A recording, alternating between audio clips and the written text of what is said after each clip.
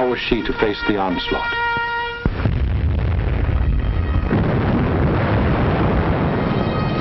These scenes are ancient history. They occurred in 1914. The German armies, without warning, had smashed across neutral Belgium, invaded France, reached the River Marne only a few miles from Paris. Out of the French capital poured the French reserves, riding out to battle the enemy in every vehicle that could move. The famous taxicab army. Note well, it was riding out to battle. In the center of the French line stood the 9th French Army, commanded by a then comparatively unknown general. On September 5th, 1914, he is reputed to have said, "My right is driven in. My center is giving way. The situation is excellent. I attack."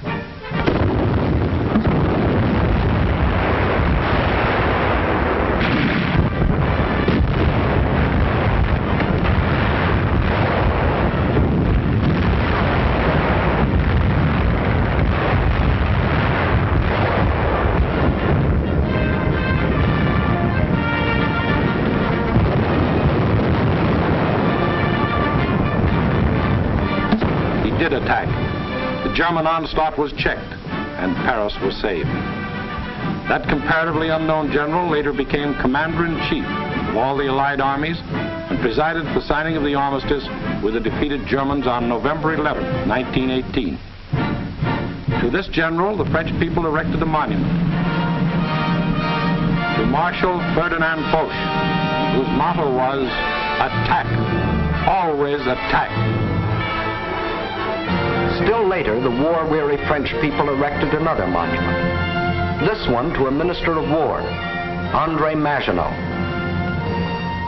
Between the ideas symbolized by these two statues may well lie the military story of the fall of a great nation. In Foch's time, the proud spirit of France demanded nothing less than victory and placed its faith in the attack.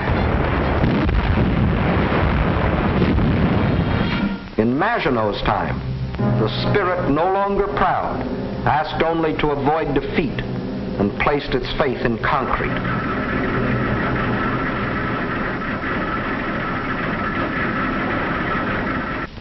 So the French built the mighty chain of fortresses called the Maginot Line. These tremendous bastions were built deep into the French land.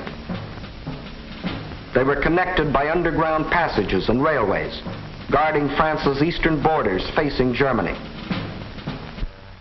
And when France was finally forced to declare war against the rising Nazi menace, the French troops, instead of attacking, were marched into their modern caves to wait for the Nazi blitz to smash itself against the Maginot Line. And their generals, headed by Marshal Pétain, proudly announced, "Whoever makes the first move in this war will be hurt." But Hitler didn't go near the Maginot Line. That was France's strong point. Instead, he attacked the weak point. Hitler knew that the French had tried to avoid war instead of preparing for it. That knowledge was one of his greatest weapons. He knew they had planes, but he knew they were antiquated. He knew they had tanks, but he knew they were few in number and lightly armored. But most important of all, he knew that France had become a cynical and disillusioned nation. What made this change in the French spirit? In the first place, between 1914 and 1918, the French suffered more than 6 million casualties in the heroic defense of their land against German invasion. The flower of an entire generation was lost, with its stimulus of new blood, new determination, new ideals. Secondly, the failure of the League of Nations, to which the French had pinned their hopes of peace, the corruption of many in high places, the greed of special interests, all had combined to shake the faith of the French people in their democratic ideals. And when a people loses its faith in its own ideals, it is ripe for the insidious words of the devil. France still looked like an imposing castle, but Hitler's political termites had so gnawed away the binding of national unity that the castle was ready to crumble.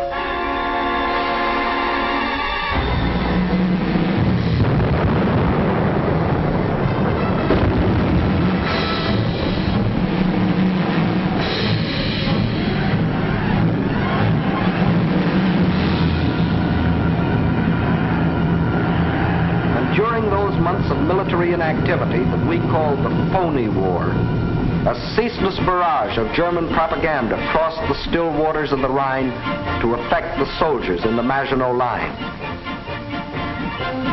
Why do you fight? Asked the banners. Poems and friendly notes were sent over by balloons. French tunes were played by German bands, and German hooey was broadcast in French.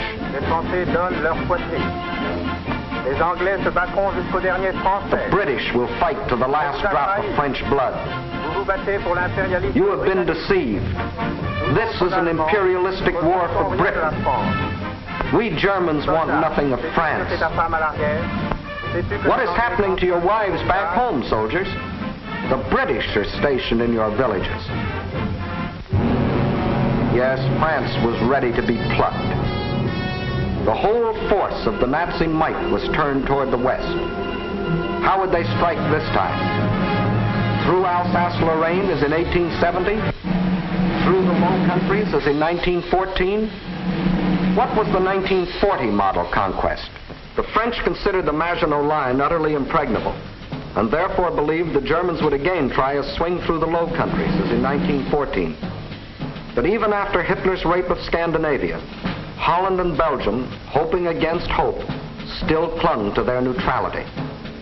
So the French massed 78 divisions here along the border of Belgium. 17 were in the Maginot Line. 10 divisions here in case Mussolini got bold. 3.5 as a safeguard against Spain. The British had 10 divisions here. The Allied strategy in the event of an attack against the Low Countries was to swing their armies like a gate into Belgium, the hinge being the north end of the Maginot Line. This all-important hinge was protected by the forest of the Ardennes, a hilly and thickly wooded area, honeycombed with streams, its roads narrow trails, its bridges too weak for military vehicles. French strategists estimated the forest of the Ardennes impassable for armored forces. As you will see, this was one of the costliest estimates in all military history. That was the situation on May 9, 1940.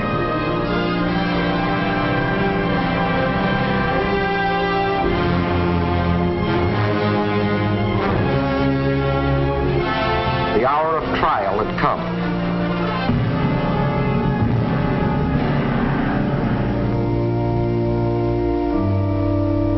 The people of the democracies prayed for strength to meet the coming hurricane of terror.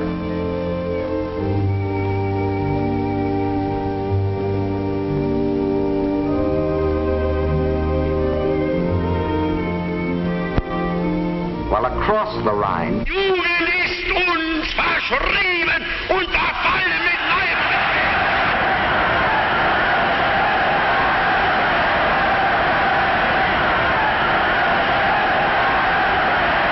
a delirious madness possessed the German nation.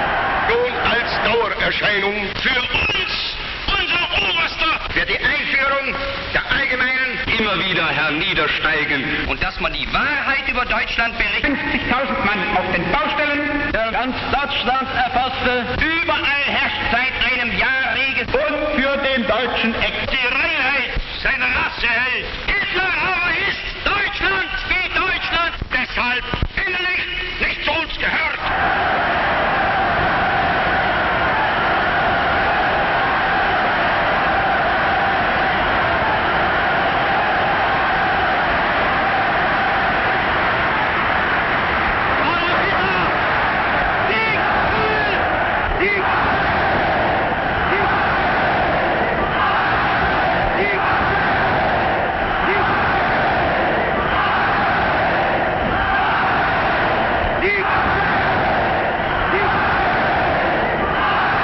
Der Tag had come.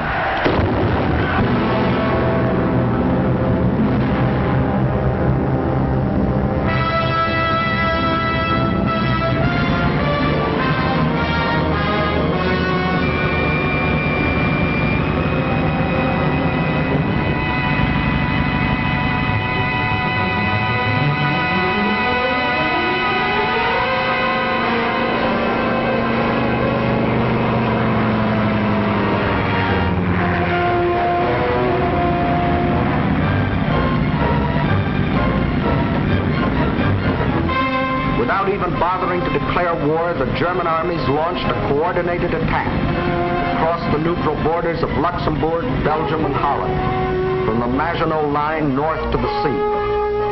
The action along the entire front was simultaneous, so for purposes of clarity, let's take up one country at a time. First, let's see what happened in Holland.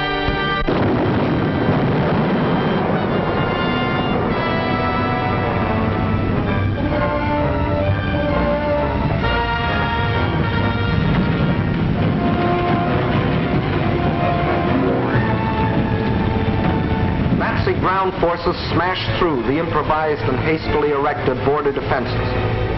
But the main attack was to come from the air, far behind the defense lines.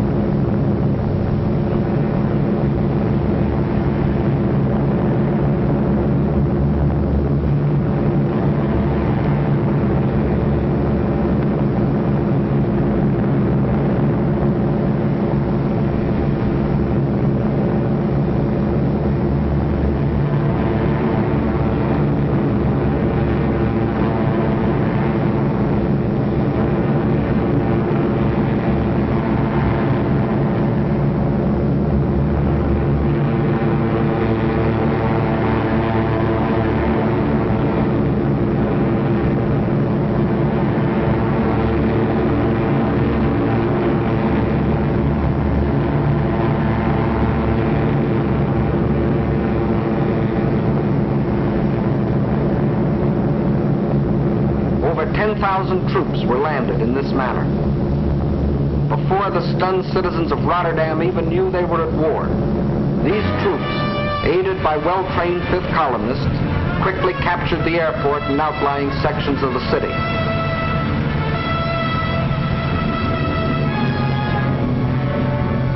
Meantime, Nazi armored columns were racing across the country, their progress speeded by other fifth columnists who prevented the destruction of vital dikes and bridges. These forces effected a meeting with the parachutists landed in Rotterdam. The Dutch were doomed to defeat.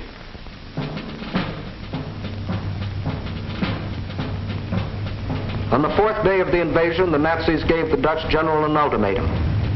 All Dutch resistance must cease, or Rotterdam will be bombed flat.